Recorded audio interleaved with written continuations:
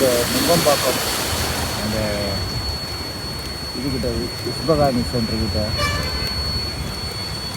எல்லாம் வண்டி ஊர்ந்து வருது. நம்மளாலே அந்த ரோட்டில் ஓட்ட முடியல.